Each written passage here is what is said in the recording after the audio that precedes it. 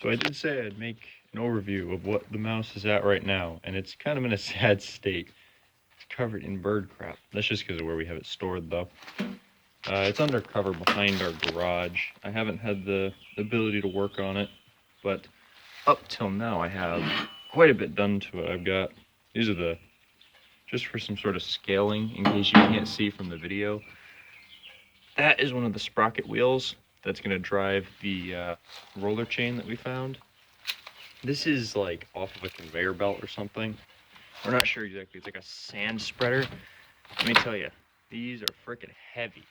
They were not fun to load and unload. They're not bad now. Like, if you really go for it, you can pick up the smaller one and the larger one if you really are feeling adventurous. But they are not light, that's for sure. Especially, I don't know where I think it might be inside. Let's go for a field trip. So, a bit dark.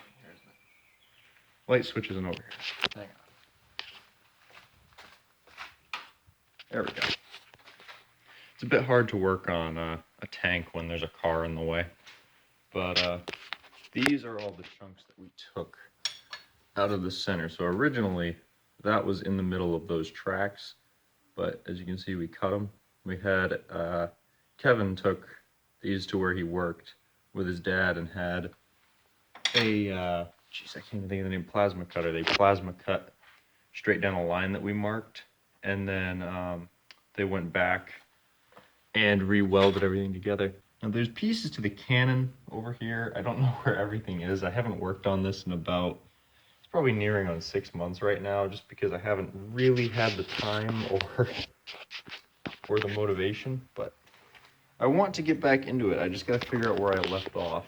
Let's try to get a little bit of a panoramic. It's big.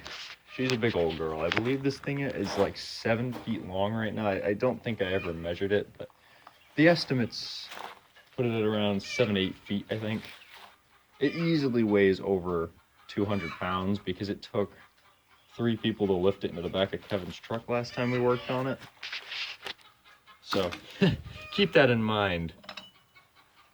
This is what essentially what I want to do is have these be the tensioning sprockets. So these will be in the front, putting pressure on the track. These are aluminum, so they're considerably lighter. I'd say probably like 3-4 pounds.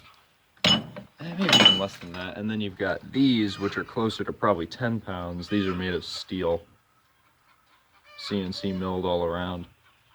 This one actually, I never had the chance to finish this because we get out of school. You can see there's kind of a lip on the end there. I need to put those on a lathe because when I was making these, I designed this center pocket so that it would fit on a lathe chuck.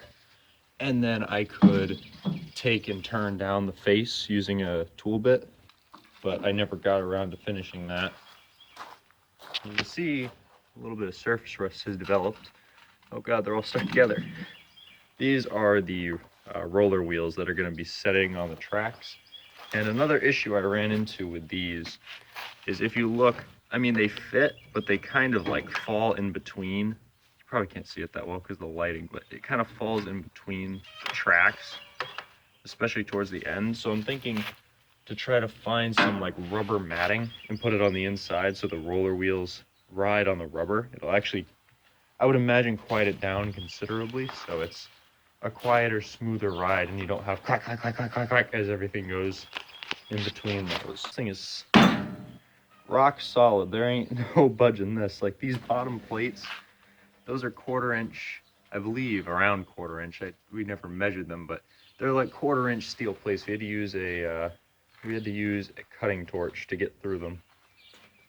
So originally we were going to use that for more, but 1/4 inch is very thick steel, and you don't realize how much it weighs until you start welding it or cutting it. So that's pretty much what the mouse is at. Eventually I need to get around to, I don't know where everything went, but it's in here somewhere. As you can see, quite organized inside of our garage. But I can't exactly work on getting my suspension stuff done until our Bridgeport's cleared off, because I think it's in the box. let's see if I can crawl underneath these frickin' peacock feathers. Yeah, these are suspension bits. So essentially, this is the mounting fixture for it. It'll mount like this. These are air release holes because if it suctions in there, you won't be able to dislodge. It'll just wedge itself down, so it's got to be able to release the pressure. But this will mount like that roughly. Like this is for a mounting block. I don't have any pieces here. This will do. But you basically mount it like this. This will weld to the hull. This welds around, and then it'll stay solid to the side of the hull. And then I don't have any of the return pieces made yet, I don't believe. But it is a work in progress, so if anybody has any tips or advice, I highly doubt you've done a project like this, but I mean, maybe you've done something